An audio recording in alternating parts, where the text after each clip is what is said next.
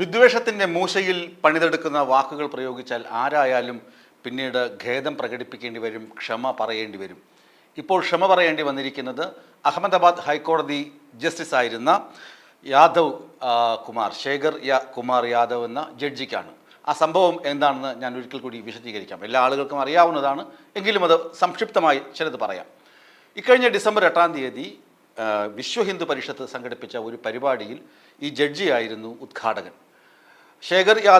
ശേഖർ കുമാർ യാദവ് എന്ന ജഡ്ജി ആ വേദിയിൽ പ്രസംഗിച്ചത് മുഴുവൻ വർഗീയ വിദ്വേഷം കലർന്ന വാക്കുകളായിരുന്നു.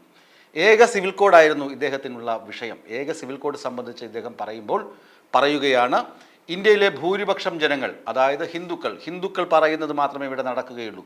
ഹിന്ദുക്കൾ എന്താണോ ആഗ്രഹിക്കുന്നത് അതനുസരിച്ച് മാത്രമേ രാജ്യം മുന്നോട്ട് പോവുകയുള്ളൂ. ഒന്നാമത്തെ പോയിന്റ്.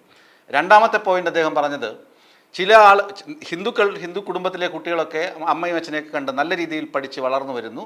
എന്നാൽ വേറൊരു സമുദായത്തിലെ ആളുകൾ കശാപ്പ് കണ്ടാണ് പഠിക്കുന്നത്. കാരണം മുസ്ലിം സമുദായത്തിലെ ആളുകൾ അറവുശാലകളിൽ ജോലി ചെയ്യുന്നുണ്ടല്ലോ. അപ്പോൾ അറവുശാലയിലെ ജോലി കണ്ടാണ് കുട്ടികൾ പഠിക്കുന്നത്. അപ്പോൾ അവർ ആയുധമെടുക്കുകയും അവർ ഇന്ത്യക്ക് തന്നെ അപകടമായി തീരുകയും ചെയ്യുന്നുവെന്ന് വളരെ മോശപ്പെട്ട പരാമർശം, വളരെ വർഗീയ വിഷം പുരട്ടിയ വാക്കുകളാണ് ഈ ജഡ്ജി ഉപയോഗിച്ചത്. ഇത് കേട്ട ആളുകൾ ഉടനെ തന്നെ സുപ്രീം കോടതിക്ക് കത്തയച്ചു തുടങ്ങി. നിരവധി പരാതികളാണ് ചീഫ് ജസ്റ്റിസ് സഞ്ജീവ് ഖന്നയ്ക്ക് നിരവധി പരാതികളാണ് ഇക്കാര്യത്തിൽ ലഭിച്ചത്. അതുമാത്രമല്ല,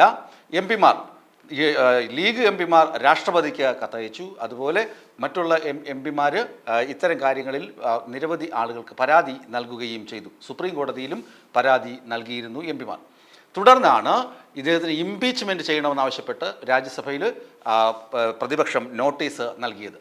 ഈ സാഹചര്യത്തിലാണ് സുപ്രീം കോടതി ചീഫ് ജസ്റ്റിസ് അധ്യക്ഷനായ അഞ്ചംഗ കൊളീജിയം ഇദ്ദേഹത്തെ വിളിച്ചു വരുത്തി വിശദീകരണം ചോദിച്ചത്. അതിനു മുന്നേ തന്നെ അഹമ്മദാബാദ് ഹൈക്കോടതി രജിസ്ട്രാറിൽ നിന്ന് വിശദീകരണം തേടിയിരുന്നു. പിന്നെ പ്രസംഗത്തിൻ്റെ പൂർണ്ണരൂപം സുപ്രീം കോടതി ആവശ്യപ്പെട്ടിരുന്നു. ഇങ്ങനെയുള്ള നടപടിക്രമങ്ങളൊക്കെ നടക്കുന്നതിനിടയിലാണ് ഇദ്ദേഹത്തെ വിളിച്ചു വരുത്തിയപ്പോൾ ഇദ്ദേഹം എന്താണ് പറഞ്ഞത്?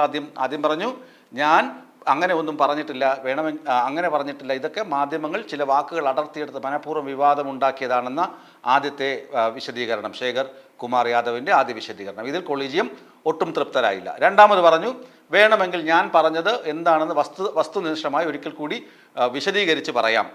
അപ്പോൾ വീണ്ടും അവസരം കൊടുക്കണമെന്നാണ് ഈ വിദ്വേഷം പറയാൻ.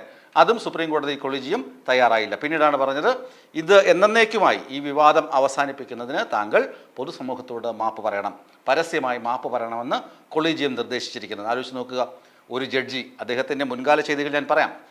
മുമ്പ് ഇദ്ദേഹം പശുവിനെ ദേശീയ മൃഗമാക്കണമെന്ന് പറഞ്ഞു. അത് ഏത് കേസെന്ന് പറഞ്ഞു കഴിഞ്ഞാൽ, ഒരു പശുവിനെ ഒരാൾ കൊന്നു. പശുവിനെ അറുത്തതുകൊണ്ട് അയാളെ പോലീസ് പിടിച്ചു, അറസ്റ്റ് ചെയ്തു. അയാൾ ജാമ്യാപേക്ഷയുമായി ഹൈക്കോടതിയിൽ പോയി. ഇപ്പോൾ ഈ ജഡ്ജിയാണ്. ഇദ്ദേഹം പറഞ്ഞു, ഒരിക്കലും ജാമ്യം അനുവദിക്കില്ല. കാരണം എന്താണ്? പശുവിനെ ദേശീയ മൃഗമായി പ്രഖ്യാപിക്കുക മാത്രമല്ല, പശു ഓക്സിജൻ ശ്വസിച്ച് ഓക്സിജൻ തന്നെ പുറത്തേക്ക് വിടുന്ന ഏക ജീവിയാണെന്ന മണ്ടൻ ന്യായവും ഇദ്ദേഹം അന്ന് കോടതി മുറിയിൽ പറഞ്ഞ് പരിഹാസ്യനായിട്ടുണ്ട്. പിന്നെ ഹിന്ദു അനുഭാവമുള്ള വിധികൾ പ്രസ്താവിക്കുന്നതിലൂടെയും കുപ്രസിദ്ധി നേടിയ ജഡ്ജിയാണ് ശേഖർ കുമാർ യാദവ് എന്ന ഈ ജഡ്ജി. അതുകൊണ്ട് തന്നെ സുപ്രീം കോടതി വളരെ ഗൗരവത്തോടു കൂടിയാണ് ഈ കാര്യങ്ങൾ നോക്കിക്കണ്ടത്. സുപ്രീം കോടതി ഇദ്ദേഹത്തെ താക്കീത് ചെയ്തു. അത് കഴിഞ്ഞിട്ട് പരസ്യമായി മാപ്പ് പറയാനും പറഞ്ഞിരിക്കുന്നു. ആലോചിച്ച് നോക്കുക, നമ്മുടെ മതേതര ജനാധിപത്യ രാജ്യത്തിൽ, സെക്കുലർ ഡെമോക്രാറ്റിക് കൺട്രിയിൽ ഒരു ജഡ്ജിയാണ് ഇതിങ്ങനെ പറഞ്ഞ് മതവിദ്വേഷം പരത്തുന്നത്, രണ്ട് സമൂഹങ്ങളെ തമ്മിലടിപ്പിക്കാൻ ശ്രമിച്ചുകൊണ്ടിരിക്കുന്നത്. ഇത് ശരിയായ കീഴ്വഴക്കമല്ലെന്ന് സുപ്രീം കോടതി തിരിച്ചറിഞ്ഞു. സുപ്രീം കോടതി തക്ക ശിക്ഷയും ജഡ്ജിക്ക് നൽകിയിട്ടുണ്ട്. ജഡ്ജിയൊക്കെ ഇനിയെങ്കിലും നല്ല നടപ്പ് ശീലിക്കുമോ എന്ന് കാത്തിരുന്ന് കാണാം.